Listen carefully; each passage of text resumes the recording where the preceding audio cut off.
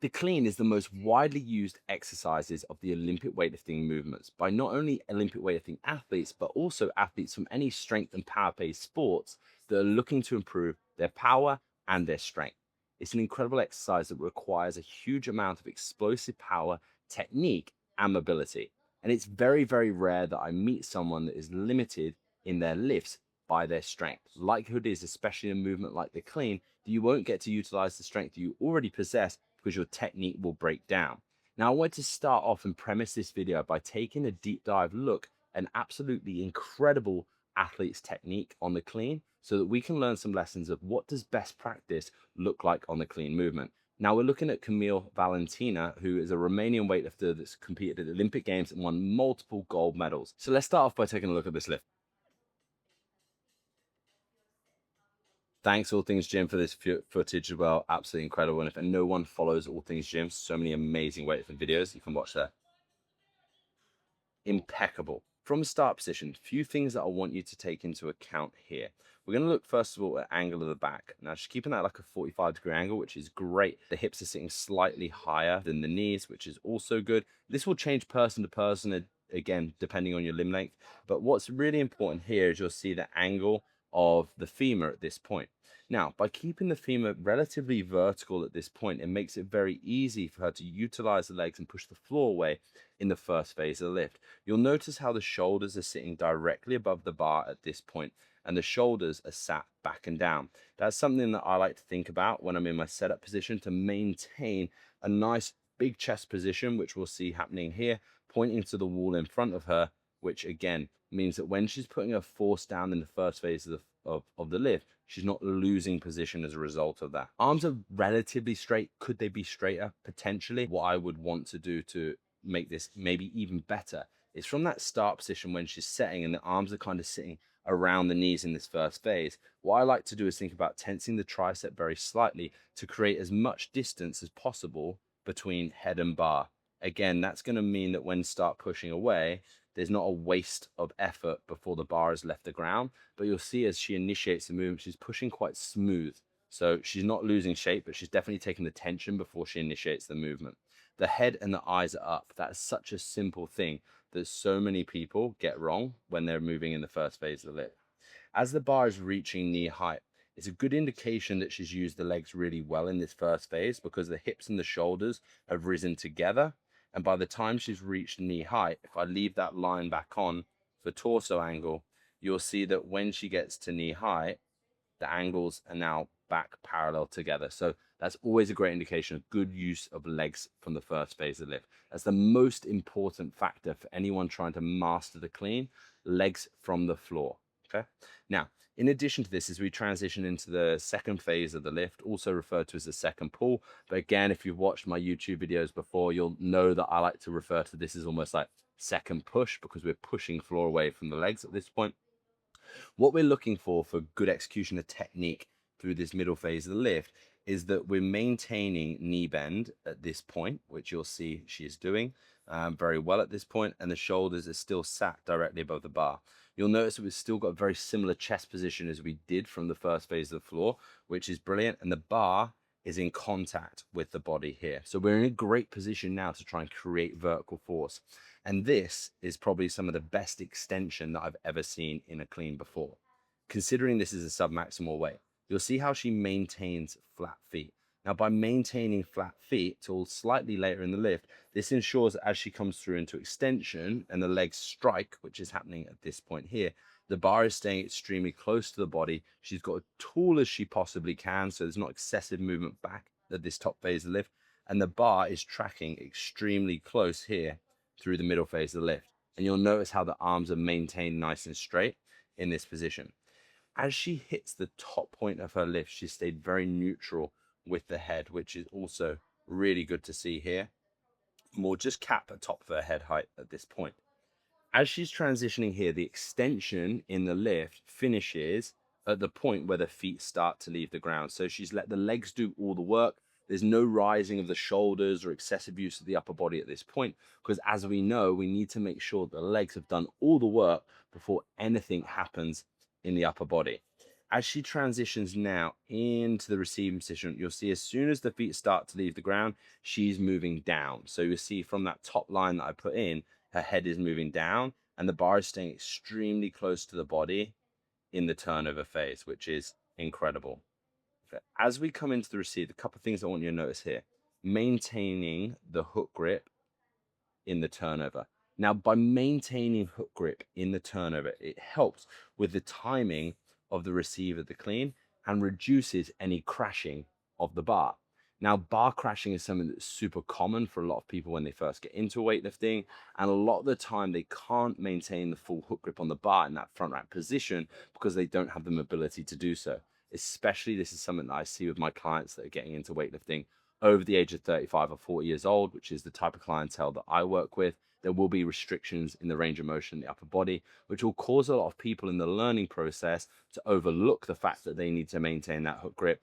And then, of course, they will receive the bar with quite a lot of crash in the catch position, which prevents people from being efficient in the clean. You can see the benefit here for Valentina if we look at particularly extension height here of the bar. And then we look at maximum bar height, which is here. And then we look at receive height, which should be bang on that line, which it is. And then a lowest point of the catch, which is here. Absolutely incredible balance between these three lines. And that's a good indication of efficiency in a clean. And this is probably not near her 1RM. I'd say she's probably got another 10% in her based on what I'm seeing here. Because all that happens when you become, again, closer to your sub maximum is the height in which you extend gets a little bit lower. The height in which you get the bar to gets a little bit lower, but you'll still see even balance between these three lines. And that's how we get a better understanding if someone's lifting closer to where their sub maximum is. So in addition to that, finally, when she comes into receive position, I just want to talk about what the feet are doing. You'll see that she's being very deliberate with, after extension, planting of the feet into receive position. And that's something that we're looking for when we're landing in the receive position. Although we would like to see a little bit of movement out, depending on, again, the structure of the person. That will change how much that needs to happen, especially when we take into account range of motion in the ankle and the hips. But she lands flat foot and even heel first, which I think is great, into the receive position. And she has great knee tracking into the bottom position. Now, there's a slight bit of ducking, like in terms of the knee coming in when she comes into receive before she hits her bottom position, but she kind of corrects that into the lowest point of her catch. But things that I love about this receiving position is you'll see how the elbows are still pointing up at this point. She's got good thoracic extension, which is great, which allows her to maintain tension as she receives that lift in the bottom, which in turn results in her being able to catch the bounce and stand straight up out the bottom of the clean. That, in my opinion, is absolute textbook execution of the clean. Now let's dive in and have a look at just a few examples of some of the things that I find that people struggle with that prevents them from accelerating good progress in the clean. Stick around for these lessons because I guarantee there's going to be some of the things I identify in these videos that's going to carry over specifically to you too. Let's have a look at one of my athletes, Christine. So you'll see a really good start position here, a lot of the similarities that we saw with Valentina. Great use of the legs in this first phase of the lift, which is awesome. But I want you to notice something that's happening through this middle phase of the lift. So as we see here, although the arms are relaxed and straight at this point, you'll see the arms start to bend a little bit early before coming into extension. This is where, like I said, that slight tensing of the triceps, which I'm going to show you in a moment in the gym, can be really helpful for maintenance of straight arm during this middle phase of lift. Because if the arms are slightly bent, although be it relaxed at this point, what happens when we extend is we start to transition into utilizing the legs at this point of the lift. But as a result of that change in power and us not having the tension or the stretch there in the arms, all that force goes into the straightening of the arms. So you don't get that transfer over of leg power.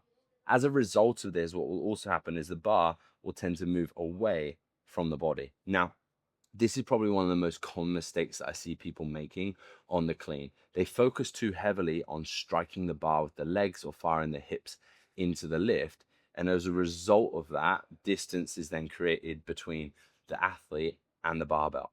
Now, the problem that we have when there's distance created between the athlete and the barbell is this. When there's distance between athlete and the bar, it makes it more challenging for us to impart force on the bar, okay, because we're working with the heavy load away from center of gravity, but equally for us to move around said object, which is the bar, which is why positioning or keeping the bar close is so crucial in terms of speed of turnover. And that's something that we identified heavily with Camille Valentina's lift, is how close she kept it after extension. The goal really here through the middle is that the bar should be sliding as opposed to coming away. So we're trying to avoid through this middle phase of lift necessarily striking the bar with the thigh and creating distance between us and the bar. And instead, through this middle phase, thinking about letting that bar slide through the middle phase. By thinking about letting the bar slide, you'll see when I do that, the bar stays super close to the body as I transition here. And it's only once I've struck with the legs and they've hit full extension, is there any rise happening here with the shoulders through the ears. And you'll see that similar position of what we saw with Valentina when she was hitting that top point. She's staying lovely and tall with a neutral head position and her arms are long. Only once the legs are finished did we see the shoulders start to rise up here as she's transitioning. And that's something that's happening actively. So after the legs have worked, she's now hit top position, is moving down, which allows us to pass the bar super closely as we move into the receive position. Remember when we looked at the lines on her lift, how close and compact they were, and they were even in balance. This is what needs to happen through the middle so that once you hit this top point, you start moving directly down. Now, a simple way that you can practice this is with an exercise called dead pulls. Now, when you're doing dead pulls, the emphasis isn't on bringing the bar up high or reaching at the top of the pull. What you're doing under control is maintaining good position, letting the bar slide and just finishing through to this point here. That gets you used to the sensation of just letting the bar slide through the middle phase of the lift, as opposed to a high pull where we're reaching up. And that's why I always recommend, if you're fairly new to Olympic weightlifting, not necessarily doing too much high pull, but focus more on dead pull, because the emphasis is then on letting the legs do all the work first before any upper body comes into play. Remember, the lower body muscles are much bigger than the ones in the upper body, and therefore we always need to prioritize the focus being felt in the lower body. Let's move on to that final point now. We spoke about how do we improve the timing in the receive of the clean. I mentioned maintaining hook grip is being one of those crucial things. But in order for you to be able to achieve that good position, we need good front rack mobility. And if you struggle with mobility, don't forget to go and check out the Weightlifter's Mobility Manual. At Mobility Manual, there's a step-by-step course that you can follow if you know in these next few bits that the mobility is the thing that's holding you back. I'm going to give you a little treat and show you a couple of key exercises that will help with this. So I'll pop the bar in the rack here and we can do an exercise called front rack rotations.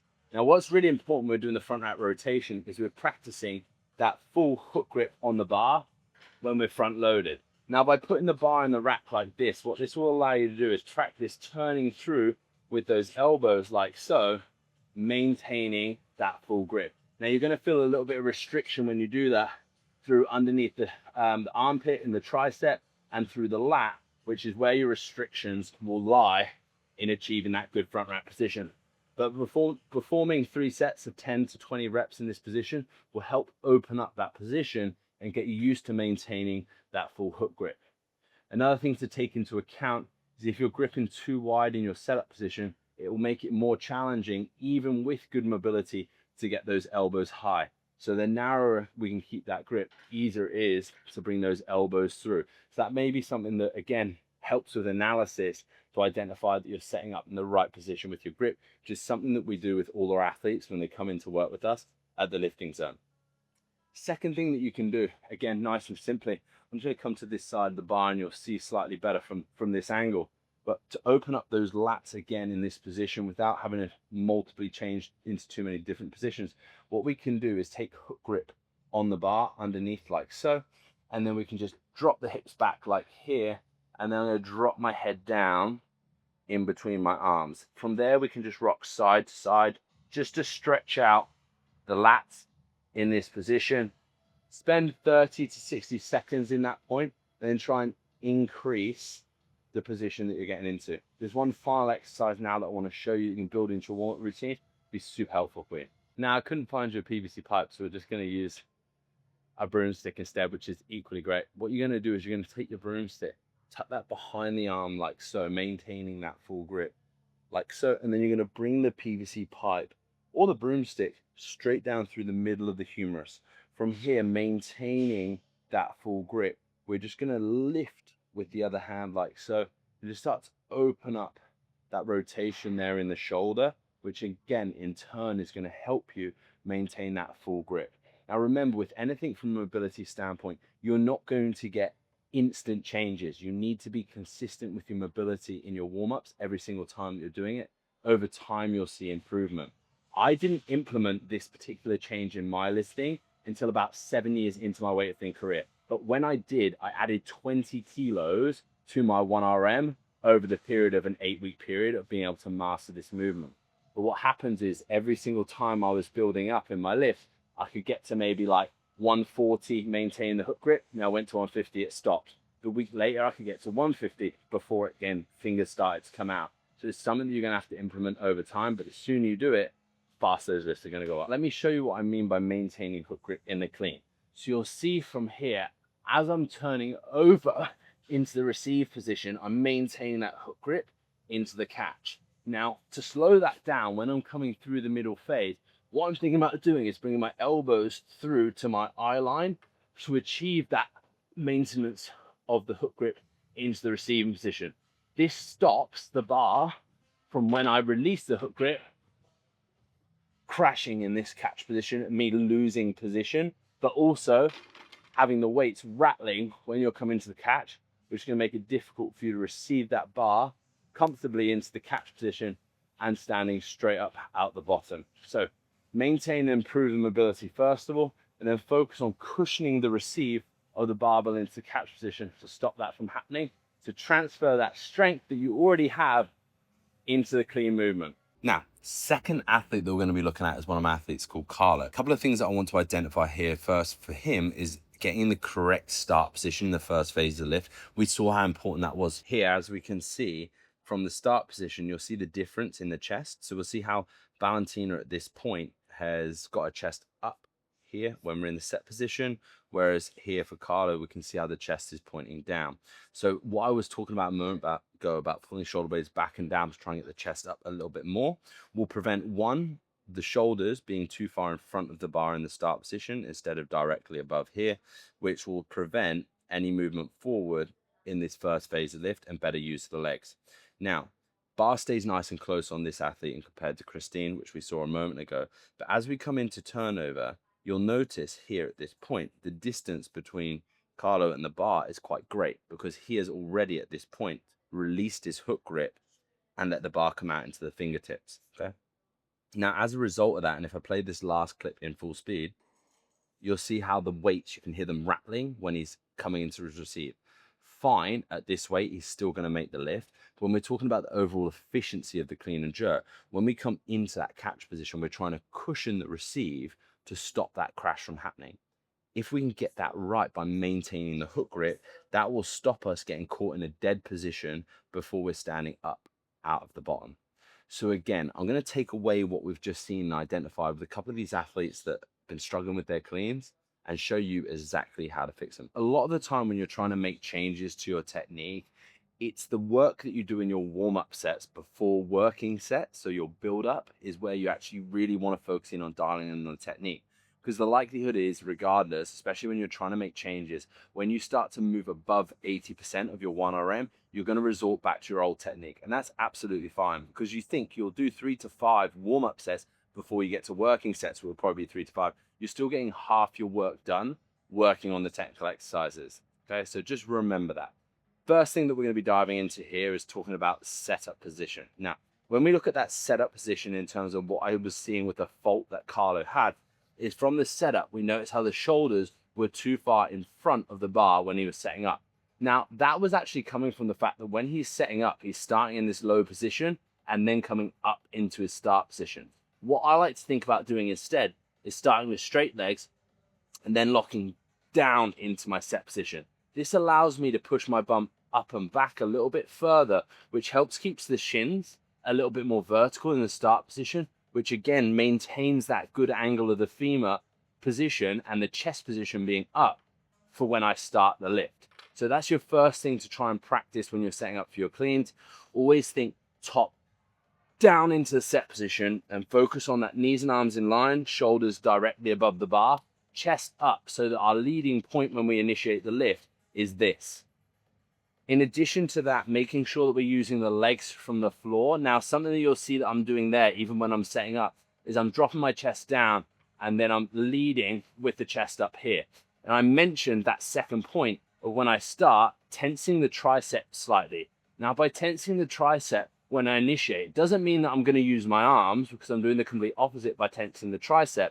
But it does mean that when I push away, I'm maintaining that straight arm when I'm coming through into that extension phase. If you're enjoying this analysis and you'd love an expert like myself and my team at the Lifting Zone to take a deep dive look at your lifting to understand exactly what's holding you back from progression, and actually have a custom program built specifically to improve those points and get daily accountability and technical feedback on your lifting so you can finally fix the issues that you've got and fast track your results, then I'm going to leave a link below this video where you can book in to chat with myself and the team about exactly what we can do to help you progress.